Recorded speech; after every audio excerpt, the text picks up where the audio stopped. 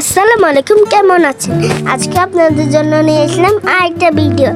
আমি মোবাইলে দেখছিলাম ভিডিও, তারপর আমার চোখের মধ্যে একটা দেখা গেল সূর্যমুখীতে। আমি যাই আপুকে বললাম যে আপু আপু আমিও সূর্যমুখীটা মালাইতে চাই। তাই আপু বলে আচ্ছা আমি তোকে হেল্প করবো। তাই আমিও আপুর সাথে গেলাম। আগে আমরা হলুদ কালার একটা পেপার নিয়ে এটাকে ভাঁজ করব। পাখার মতন করব। পাখার মতন করলে তাহলে এটা ফুলের মতন দেখা যাবে। তারপর এটাকে এভাবে করে ভাঁজ করে এবার সুন্দরভাবে করে তারপর ঘামটা লাগাই নিবেন। ঘামটা লাগাই দিয়ে এটাকে আবার জড়া দিয়ে দিবেন। তারপর একটা সবুজ কালার পেপার নিয়ে এভাবে করে এটাকে লাগাই দিবেন। হলুদ কালার পেপারের কাছে দিয়ে এই সবুজ কালার ঘাম দিয়ে লাগাই দিবেন।